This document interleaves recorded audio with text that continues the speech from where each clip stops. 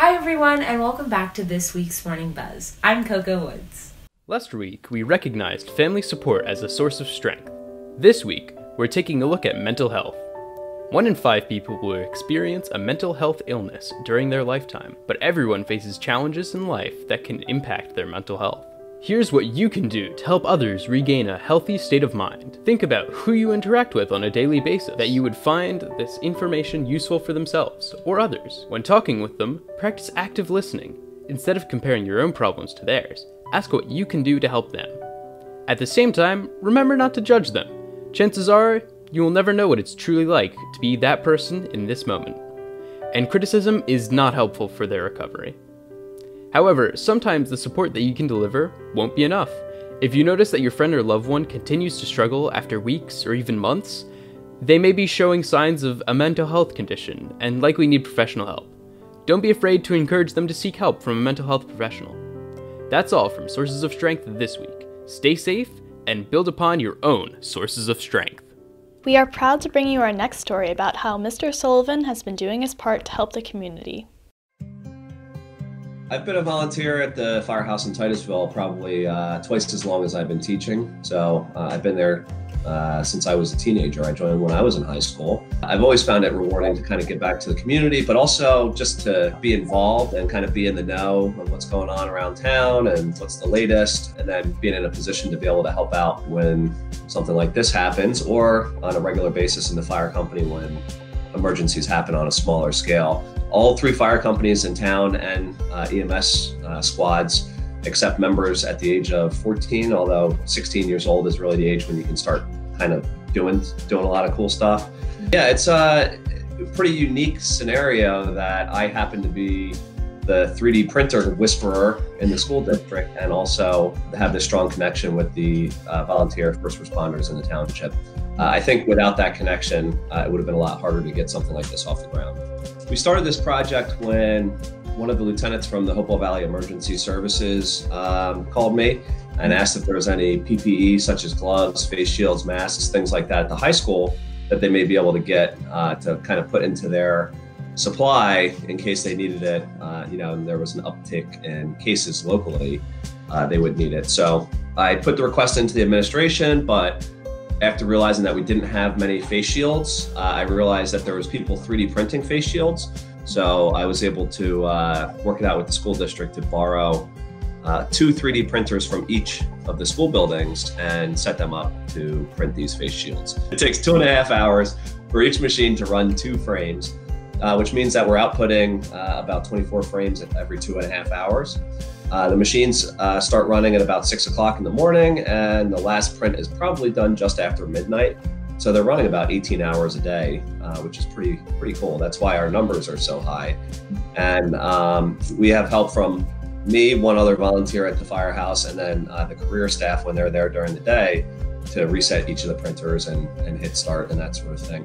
We also printed some of the ear saver mask clips that go on the back of someone's head so that they can, instead of hooking a mask on their ears, they can hook it onto this little clip, and it prevents them from getting chafing and rubbing and bruising on their ears from wearing a mask all day. So we have a long list of places that we're donating the shields to. The first primary one was Capitol Health Hospital in Hopewell, and we also donated them to all of the police departments, fire, and EMS in Hopewell Township, Ewing, Lawrenceville, West Windsor, and then assorted fire companies and EMS from Trenton, Hunterdon County, Sergeantsville, Lambertville, and a number of different nursing homes. We actually just donated 200 up to St. Peter's Hospital all the way up in New Brunswick. We're consuming a lot of materials with this project, and the materials that we're using are the plastic filament for the 3D printers, and also the clear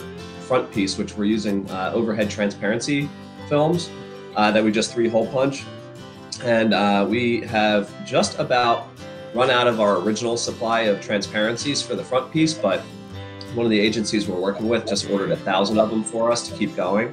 And I'm suspecting that we'll probably more or less run out of filament, and the demand hopefully will subside by the time we hit about 3,000 face shields. It's been a real kind of exercise in the real world application of STEM and engineering and this manufacturing, this modern manufacturing that is 3D printing. So, 3D printers exist in a lot of places outside of just school. It's not a tool of academia, if you will. And additive manufacturing is actually a really big college major right now, and industry is really starting to figure out how to use it.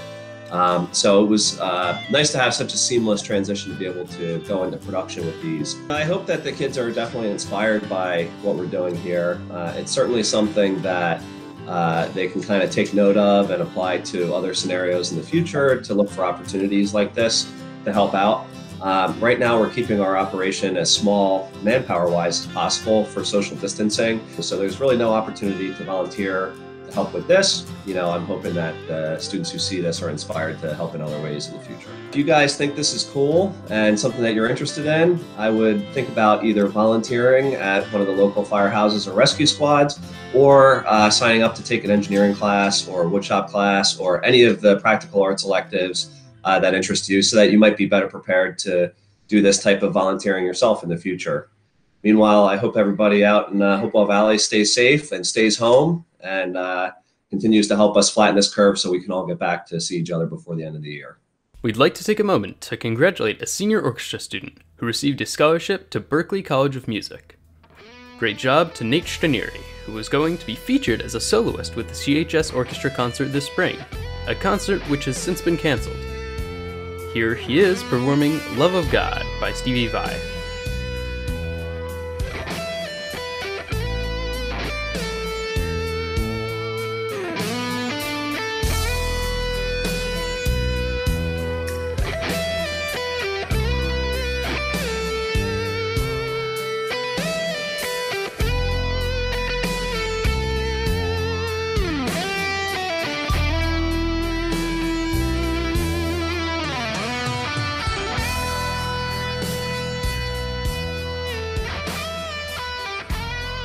For many of us, our pets have been a gift to help us get through quarantine. Here's a look at this week's Bulldog Buddy.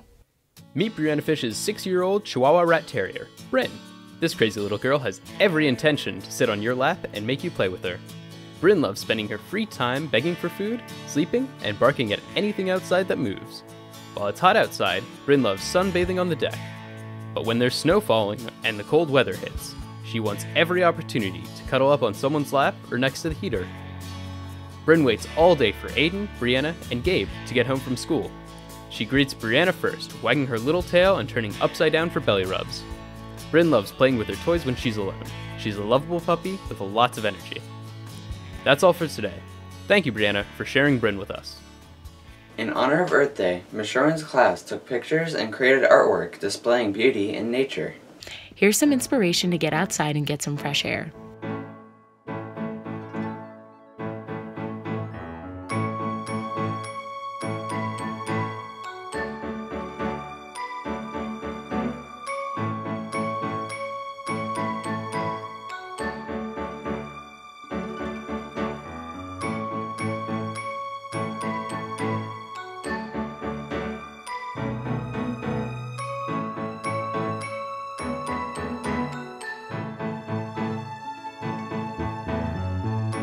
Speaking of artwork, Miss Durs's classes have been working to create some awesome art at home. Here's a look at some of their submissions.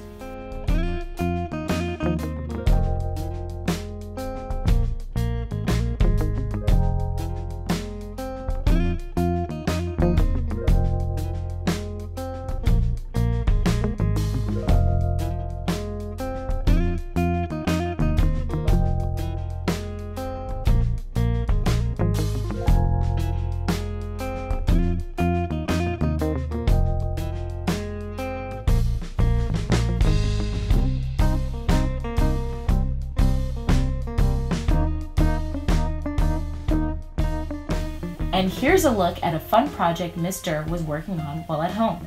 According to Miss Dur, she enjoys painting a lot of food. This piece is titled, Things I Wish I Had to Eat While on House Arrest, number 1.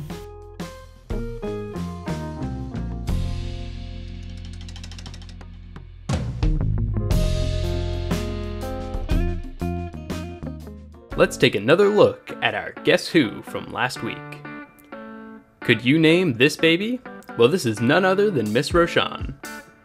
Now let's take a look at next week's Guess Who. Can you name this baby? Yesterday was the Worldwide Day of Gratitude. To honor all the work that medical professionals and first responders are doing to help others each day, members of visual and performing arts departments created the following video to show their appreciation and spread some positivity.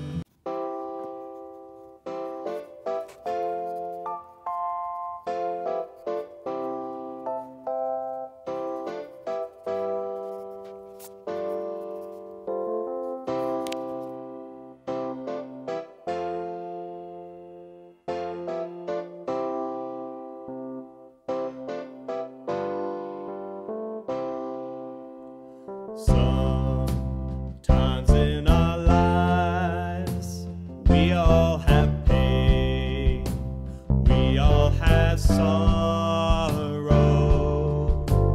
but if we are wise, we know that there's always tomorrow.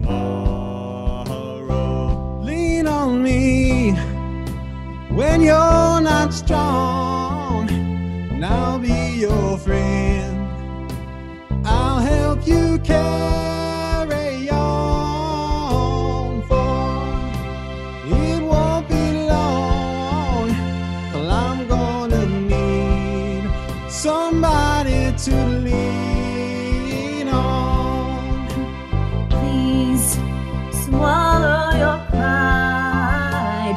If I have things you need to borrow, for no one can fill those of your needs that you won't let show. Just call on me, brother, when you need a hand. We all need somebody to lean on. I just might have a problem that you'll understand.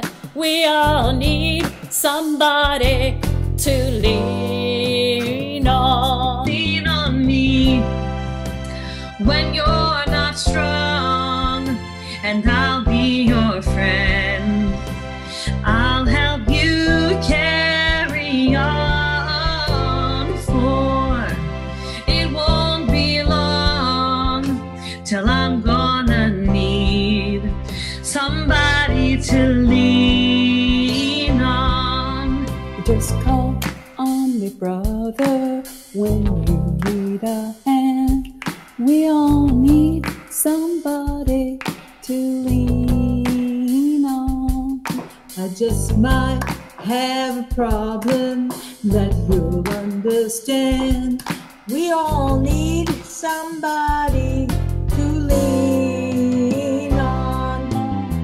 If there is a load you have to bear that you can't carry on, right up the road, I'll share your load if you just call me. Call me, call me, call me.